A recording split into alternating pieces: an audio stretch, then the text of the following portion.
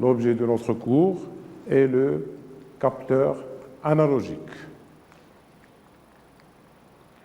Donc déjà, on avait vu dans les rappels et les révisions les différents types de capteurs. On avait classifié les capteurs selon la nature des signaux qu'ils délivrent en sortie. Et à cet effet, on avait eu des capteurs tout ou rien, des capteurs numériques et des capteurs analogiques.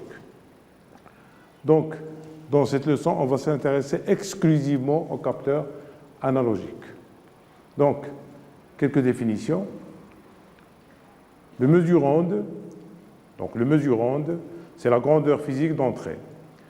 Ce mesure-onde, il attaque un capteur qui le traduit en une réponse R, qui est une grandeur analogique de sortie, qu'on pourrait afficher éventuellement, ou bien lui faire subir les traitements de filtrage, mise en forme, etc.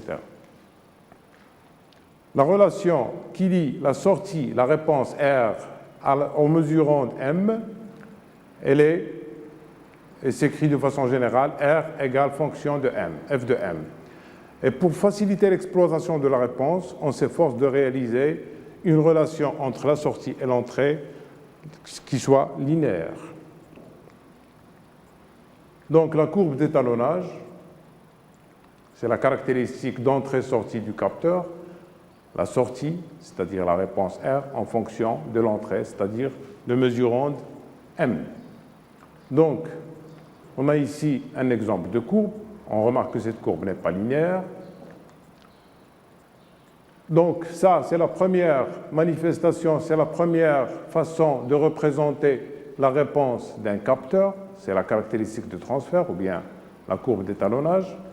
On peut représenter la relation qui lie la sortie à l'entrée d'un capteur selon une relation fonctionnelle. Dans ce cas, par exemple, si il s'agit de la relation qui lie la résistance d'une thermistance à la température selon la loi RT égale à R0 exponentielle de B1 sur T moins 1 sur T0. Dans ce deuxième exemple, il s'agit de la résistance ou bien d'un capteur à résistance métallique, en l'occurrence la PT100.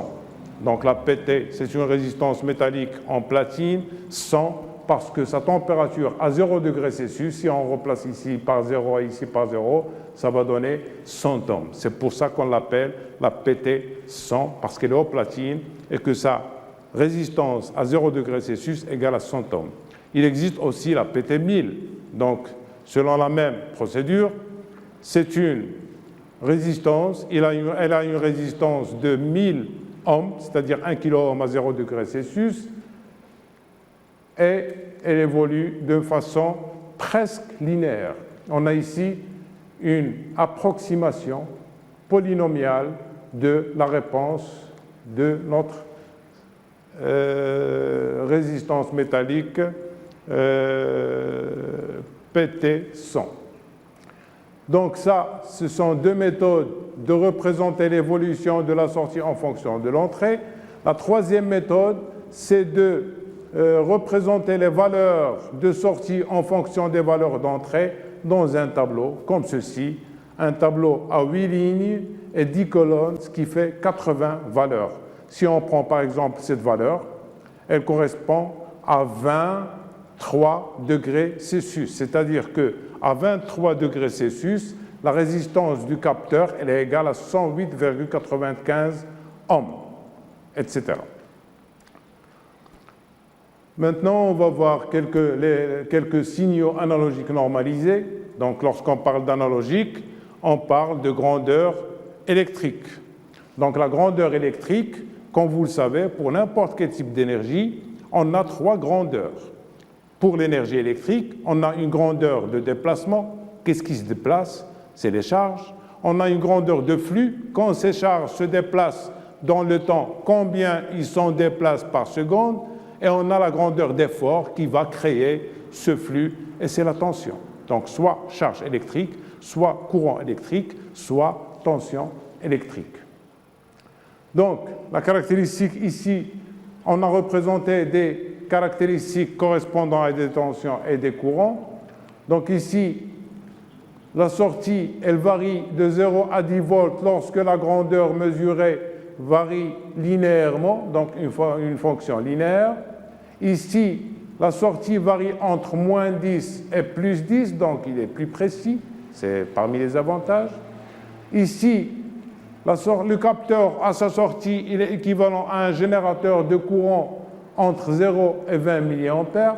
Donc le souci à ce niveau-là, c'est que lorsqu'il y a coupure de la boucle de courant, on ne sait pas s'il y a coupure ou s'il n'y a pas de réponse. Donc on ne peut pas différencier. C'est ce qui vient résoudre la sortie 4-20 mA. Lorsque, pour la valeur minimale de l'étendue de mesure qu'on appelle la portée, on a 4 mA. Pour la valeur maximale ou bien la portée max de l'étendue de mesure, on a 20 mA. Et si on a 0 mA, un courant nul, ça veut dire que la boucle, il y a un problème dans la boucle. Donc les portées 10 mètres pour les sorties en tension, supérieures à 100 mètres pour les sorties en courant. C'est une conséquence directe. La sensibilité aux parasites, elle est faible lorsqu'il s'agit d'une sortie en courant, elle est élevée lorsqu'il s'agit d'une sortie en tension, etc., etc. Et finalement, on a la loi de conversion, c'est-à-dire la relation entre la tension de sortie et la grandeur mesurée dans chaque cas. Ici, US égale la valeur mesurée fois 10 sur l'étendue de mesure, etc. Donc, on tire tout ça à partir du calcul de la pente. Donc, une caractéristique essentielle pour les capteurs analogiques, c'est la sensibilité. La sensibilité S, en un point de mesure M0, s'exprime par le quotient de la variation de la réponse, la sortie, par la variation du mesurant. C'est la grandeur physique à l'entrée. Donc ici, si on prend ce point, ici M0, on a la sensibilité, c'est la tangente à la courbe en ce point. C'est delta R, la variation de la sortie, sur delta M, la variation de l'entrée, au voisinage du point M0. Et donc, il va sans dire que lorsque la sensibilité elle est constante sur toute la place de mesure, on dit le capteur il est nécessairement linéaire, c'est-à-dire que sa réponse est une droite. La résolution, c'est la plus petite variation de la mesure qu'il est possible d'observer. Donc, ici, pour ce capteur de couple, cette gamme de capteurs de couple, on a une étendue de mesure de 0 jusqu'à 0,3 Nm, donc c'est égal à 0,3 Nm. La résolution, c'est-à-dire la plus petite variation de la mesure, c'est 0,03 mN, c'est-à-dire 1/10 millième de l'étendue de mesure pour toute cette gamme. Ici, c'est un appareil qui permet de mesurer la vitesse de l'air, anémomètre, l'éclairement lumineux, luxmètre, la température, thermomètre, et l'humidité relative, hygromètre, HR. Donc ici, on a la résolution, ici, c'est 0,1 par exemple, mètres par seconde, si la vitesse elle est en mètres par seconde, ou bien kilomètres par heure, si la vitesse est exprimée en kilomètres par heure. Ici, pour l'éclairement lumineux, ici c'est l'étendue de mesure, la gamme de mesure c'est l'étendue de mesure de 0 à 20 000 lux avec une résolution de 1 lux. Et attention, la résolution, avoir une bonne résolution ne veut pas dire que le capteur il est automatiquement précis. Donc la résolution n'a rien à voir avec la précision. La précision cette fois, un capteur, il est précis s'il est juste et fidèle. Donc ici, on a 4 cas de figure avec 4 couleurs différentes. Nous avons ici la couleur verte. La valeur moyenne, elle coïncide avec la valeur vraie qu'on veut mesurer, qu'on veut atteindre. Donc, ça, c'est un capteur qui est juste. Mais il n'est pas fidèle parce que les valeurs peuvent être dispersées de part et d'autre. La dispersion, elle est grande. La courbe violette, c'est la courbe la plus parfaite. La valeur moyenne, elle est égale à la valeur vraie. En plus de ça, la dispersion est faible, ce qui est illustré par le calcul de l'écart-type. Là, la courbe avec cette couleur, quelle est cette couleur? C'est une courbe qui exprime un capteur qui est fidèle parce que la dispersion elle est faible. Il donne des mesures très proches pour une série de mesures, mais il n'est pas juste puisque sa valeur moyenne ici, elle est éloignée, assez éloignée de la valeur vraie. Et ici, en bleu ciel, on a une série de mesures qui appartiennent à un capteur qui n'est ni fidèle, une grande dispersion, ni juste la valeur moyenne, elle est écartée par rapport à la valeur vraie. Donc l'évaluation de la précision, c'est comme le triangle de Pythagore, P égale la racine carrée de J carré plus F carré. J, c'est l'erreur de justesse, F, c'est l'erreur de fidélité, et P, c'est la précision. On en arrive à la classification des capteurs. Comme je viens de le dire, on avait fait une classification ou bien une taxonomie des capteurs selon la nature du signal de sortie. Maintenant, on va voir un autre type de classification qui va distinguer les capteurs selon qu'ils aient besoin d'une tension d'alimentation extérieure pour produire le signal électrique de sortie ou bien s'ils peuvent créer le signal de sortie de leur propre énergie. Donc, dans le deuxième cas, c'est un capteur actif et dans le premier cas, c'est un capteur passif. Donc, pour les capteurs actifs, les capteurs, ils transforment directement le mesurant en grandeur électrique. Et grandeur électrique, ça peut être charge, courant ou tension. Les capteurs passifs, ils ne nous donnent pas une grandeur électrique. Ils nous donnent la variation de la grandeur d'entrée se répercute sur un des éléments de l'impédance du capteur. Donc, si c'est un capteur résistif, l'un des éléments de la résistance, ça peut être la résistivité, ça peut être la longueur, rarement la section. S'il s'agit d'un capteur capacitif, ça peut être une grandeur, généralement la permittivité électrique ou bien la constante diélectrique, epsilon. S'il s'agit d'un capteur inductif, ce qui va changer, généralement, c'est la perméabilité magnétique pour se répercuter sur la valeur de l'inductance L. Et donc, ce L, qui dépend de la grandeur d'entrée, on va pouvoir l'utiliser dans un circuit oscillant pour qu'il donne une fréquence et à ce moment-là, la fréquence sera l'image de la grandeur d'entrée. Donc, R, L, S, C, inductance, capacitance, résistance. Les causes, donc, comme je l'ai dit, soit un changement sur la résistivité, la perméabilité et la constante diélectrique pour les propriétés électriques, soit sur la géométrie, par exemple la surface des armatures d'un condensateur, le noyau magnétique d'une bobine, etc. Donc, les capteurs actifs, il y a des phénomènes physiques qui rentrent en jeu pour pouvoir traduire directement le mesurant en signal électrique, charge, courant ou tension. Donc, il y a plusieurs phénomènes physiques qui sont utilisés à cet effet. On a la thermoélectricité. La thermoélectricité, lorsque deux matériaux, M1 et M2, donc M1 c'est là et là, M2 c'est ici, ils ont des jonctions, ils sont soudés à deux extrémités, dont l'une est à une température de référence, généralement le 0 degré Celsius, et l'autre, elle est à une température qu'on veut déterminer. Donc, ce type de capteur, il génère une tension qui est proportionnelle à la différence entre les deux tensions. Donc ici, la différence entre les deux tensions, c'est T1 moins 0, c'est-à-dire T1. Donc il me donne une tension directement proportionnelle à la température. Donc c'est un capteur de température qui utilise la thermoélectricité.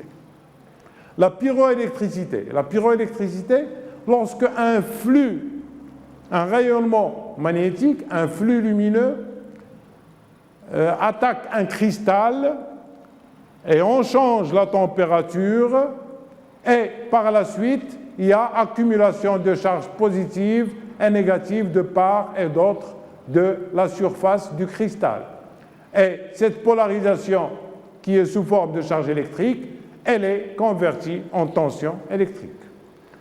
La piézoélectricité, donc c'est le quartz, c'est l'élément piézoélectrique par excellence.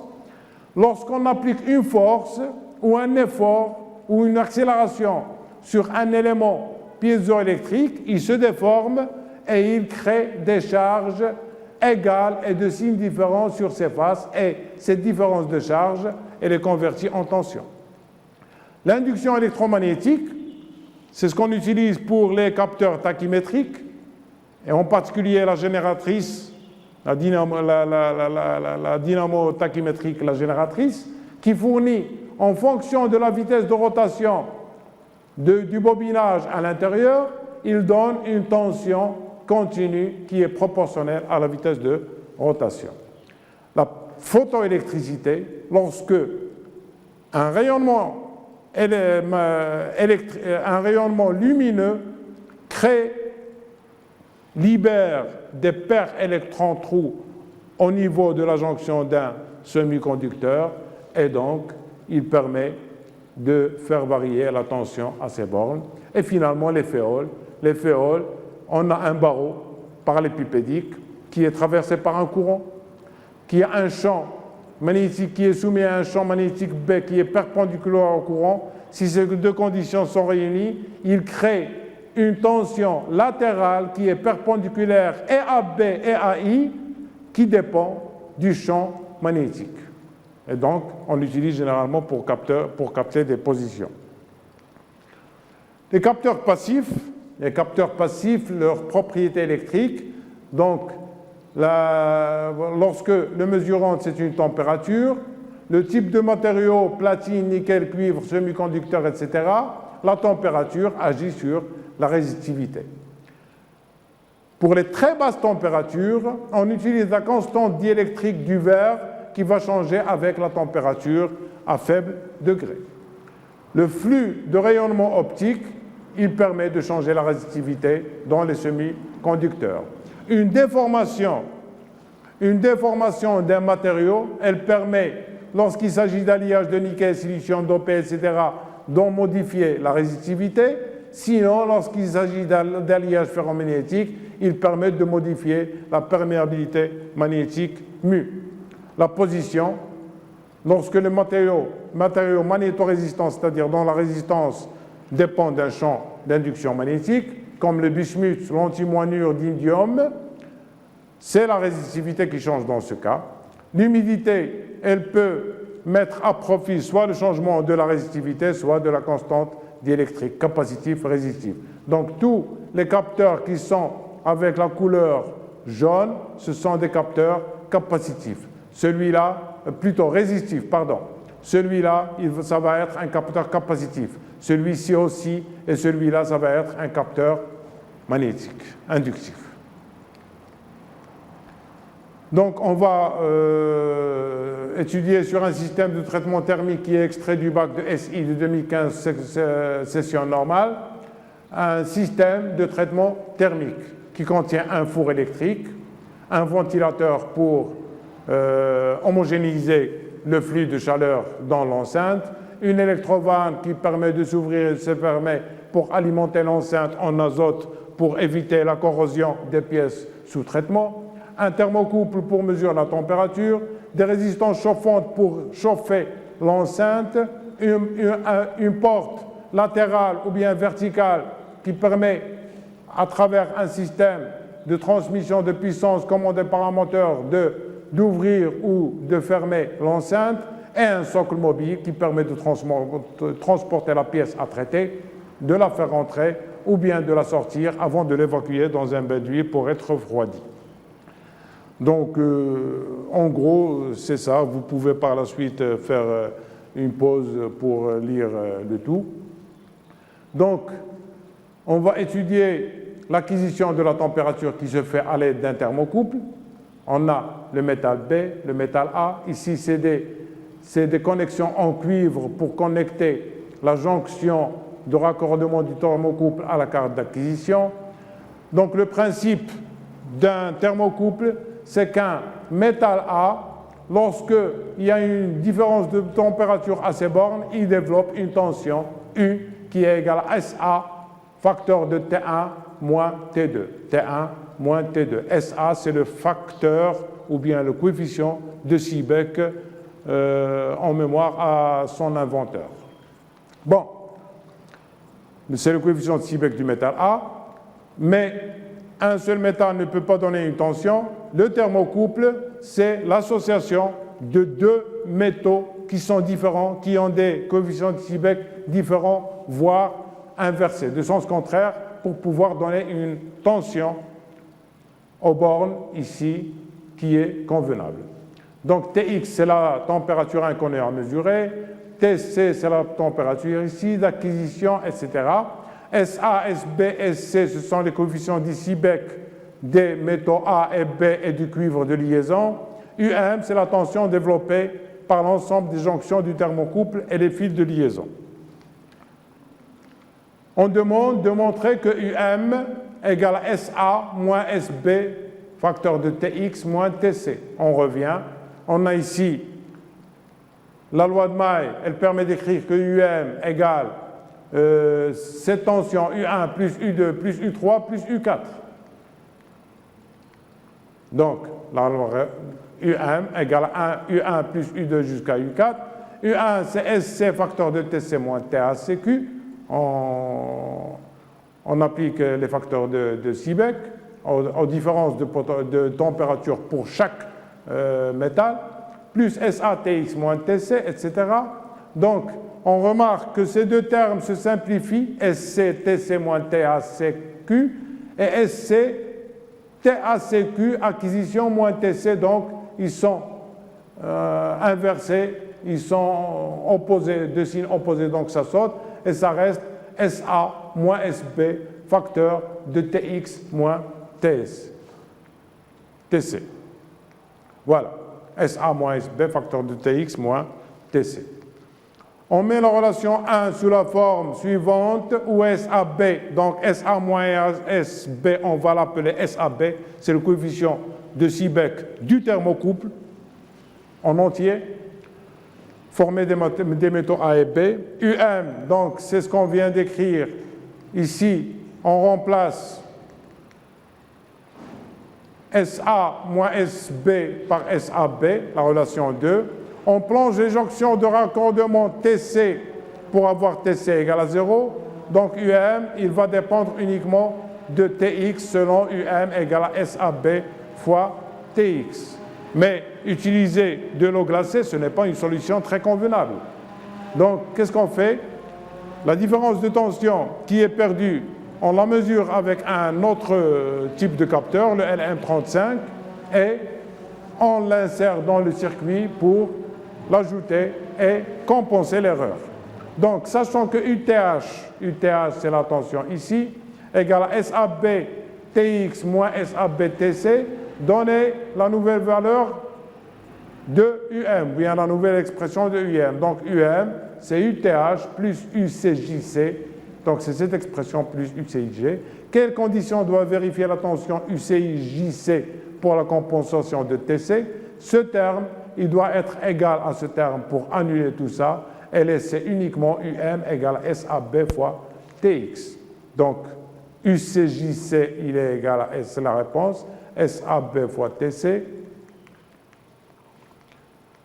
Le circuit pour la compensation, il est là, à l'aide d'un capteur de température en circuit intégré, le LM35. Donc, qui contribue ici avec une tension VB qui est égale à R2 sur R1 plus R2 fois ULM. Donc, on appelle SLM le facteur ou bien la sensibilité de l'ensemble capteur plus pont diviseur. On a ce schéma équivalent qui va nous donner que UTC, c'est cette tension plus cette tension moins cette tension. Sachant que le capteur LM35, il a une caractéristique linéaire qui avance avec une 10 millivolts pour chaque degré Celsius. Ici, c'est la famille des thermocouples E, K, R, S, etc., selon les températures qui permettent de détecter, de mesurer. On demande l'expression de UTC, c'est SAB fois TX plus SLM moins SAB. Quelle est la condition à réaliser pour avoir UTC égale SAB-TX? Donc, il faut que SLM soit égal à SAB. Avec SLM, c'est R2 sur R1 plus R2 fois 10 millivolts par degré Celsius. Et enfin, déterminer la valeur de SAB en microvolts par degré Celsius d'après la caractéristique U égale à F de T du thermocouple qui est du type K. On revient ici. Donc, le thermocouple du type K, il est ici. La pente, c'est cette quantité divisée par cette quantité, c'est-à-dire 50 millivolts sur 1250 degrés Celsius, et ça donne 40 microvolts par degré Celsius. Je vous remercie pour votre attention et à une prochaine leçon, Inch'Allah.